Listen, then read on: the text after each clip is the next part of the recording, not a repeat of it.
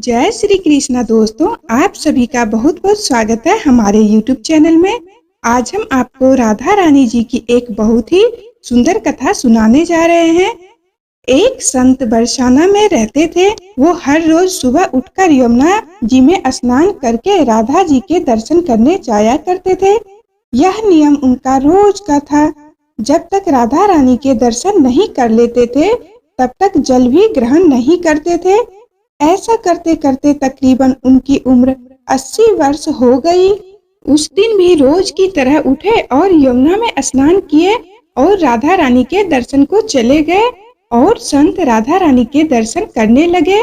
दर्शन करते करते संत जी के मन में भाव आया कि मुझे राधा रानी के दर्शन करते करते आज 80 बरस हो गए, लेकिन मैंने आज तक राधा रानी को कोई भी वस्तु नहीं चढ़ाया।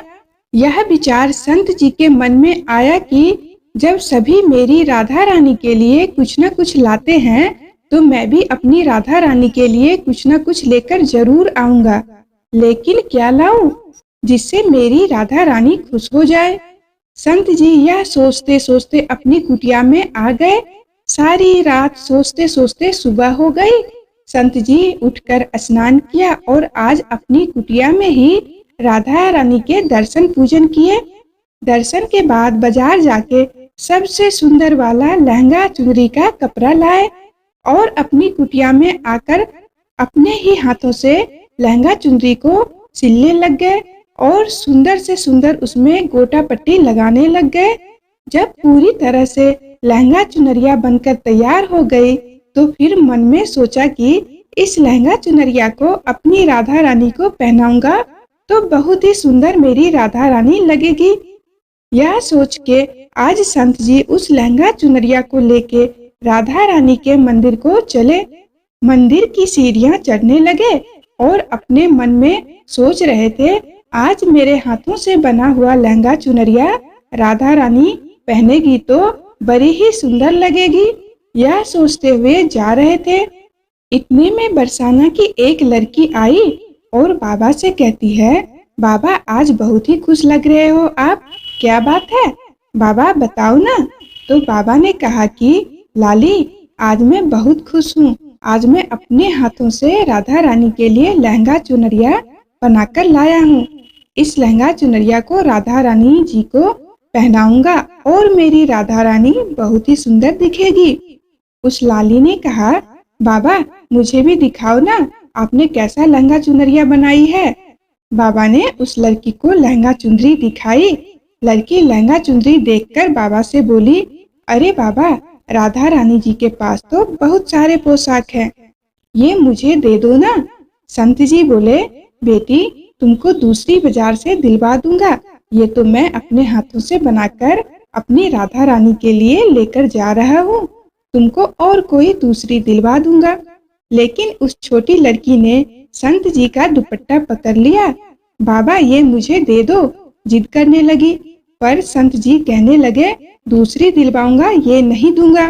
लेकिन वह बच्ची भी इतनी तेज थी कि संत जी के हाथों से लहंगा चुनरिया छीनकर भाग गई। अब तो बाबा को बहुत दुख हुआ। बाबा सोचने लगे, मैंने आज तक राधा रानी को कुछ भी नहीं चढ़ाया, लेकिन जब लेकर आया तो लाली लेकर भाग गई। मेरा तो जीवन ही खराब है, अब क्या करूंगा। यह सोचकर संत जी उसी सीढ़ियों पर बैठकर रोने लगे।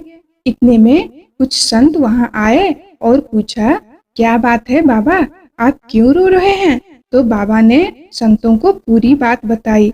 संतों ने बाबा को समझाया, आप दुखी ना हो, कल दूसरी लहंगा चुनरिया बना के राधा रानी को पहना देना। चलो राधा रानी के दर्शन कर लेते हैं। इस प्रकार संतों ने बाबा को समझाया और राधा रानी के दर्शन को लेकर चले गए। बाबा का रोना तो बंद हुआ, पर मन बहुत ही ज्यादा दुखी था, क्योंकि कामना पूरी नहीं हुई ना।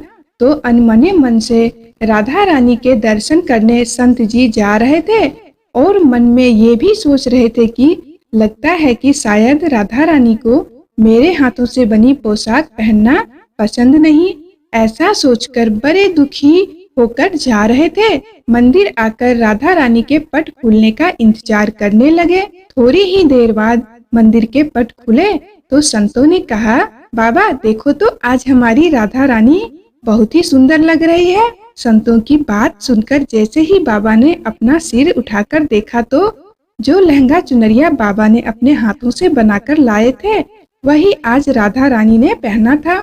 बाबा देखकर बहुत ही खुश हो गए और राधा रानी से कहा, हे राधा रानी, आपको इतना भी सब्र नहीं रहा? आप मेरे हाथों से मंदिर की सीढ़ियों से ही वस्त्र लेकर भाग गए, क्यों? श्री राधा रानी ने कहा, आपके भाव को देखकर मुझसे रहा नहीं गया। ये केवल वस्त्र ही नहीं, इसमें आपका प्रेम है, इसलिए तो मैं खुद ही आकर आपसे लहंगा चुनरिया लेकर भाग गई। इतना सुनकर के बाबा भाव विभोर हो गए और बाबा ने राधा जी का धन्यवाद किया। जय श्री राधे राधे। तो दोस्तों, ये कहानी आपको कैसी लगी कमेंट करके जरूर बताएं। वीडियो को लाइक और चैनल को सब्सक्राइब भी जरूर कर लें। धन्यवाद।